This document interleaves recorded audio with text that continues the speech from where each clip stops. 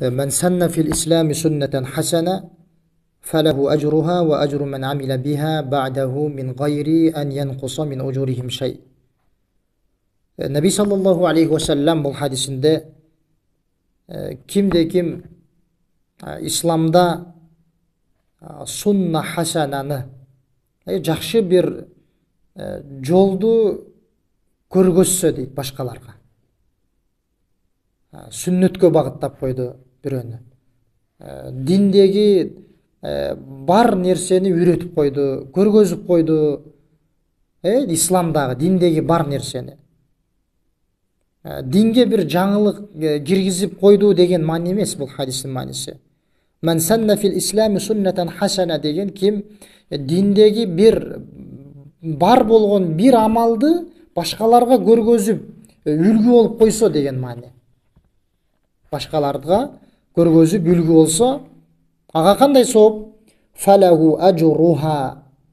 Ошол көргөзүп койгон адамга ошол амалдын, ошол сүннөттүн сообу жазылат. Ва ажру мен амила биха ба'даху. Жана ошол адамдан кийин дагы ошол жакшы амалды кимдер жасай турган болсо, ошол адамдардын дагы сооптору жазылат деп атат. Караңыз. Сиз бирөөгө бир эле сүннөттү үйрөтүп койдуңуз. Ушундай бир сүннөттү тирилтүүгө сиз себепчи болуп койдуңуз. Эми ошол сүннөттү кимдер аткарып, кимдер көрүп үйрөнө турган болсо, те кыяматка чейин ошолордун сообу сизге жазылып бара берет. Мин гайри ан янкуса мин уджурихим шей деп атат. Алардын соопторунан эч кемибестен жазылат. Караңыз. Сүннөттү үйрөтүүнүн, исламдагы бар амалды үйрөтүүнүн сообу кандай?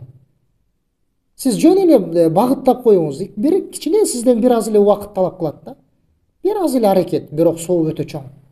Мин гайри ан янкуса мин уджурихим шей деп атат. Алардын күнөөлөрүнөн эч бир кемибестен жазылып турат деп атат. Андан кийин ва ман санна фил ислами суннатан саййиа.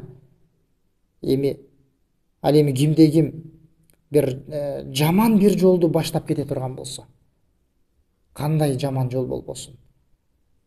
Жаман жолго бир себепчи болуп атат. Бирөөгө үйрөттү, же бирөөлөр аны көрдү, бир жаман нерсени жасап атканын. Ал адамга эмне болот? Кана алейхи визруха. Ошол нерсенин күнөөнүн, ошол күнөө иштин күнөөсү жазылат ал адамга. Ва ажру ман амила биха мин ба'дихи. Андан кийин дагы кимдер амал кылат ошону? Кимдер жасайт? Кимдер ошол күнөөнү болсун, бидатты болсун, сүннөткө каршы болгон амалды болсун, кандай динге каршы келген нерсе болсун, ошону кимдер дагы жасап кете турган болсо, алардын бүт күнөөлөрү ошол башында себепчи болгон адамга жазыла берет. Көрдүңүзбү? Не деген коркунучтуу. Мин гайри ан янкуса мин аузарихим шей деп атат бул жерде дагы. Алардын күнөөлөрү кемибестен жазыла берет. Ошон үчүн мусулман адам ар дайым жакшы иштерге себепчи болгонго аракет кылыш керек.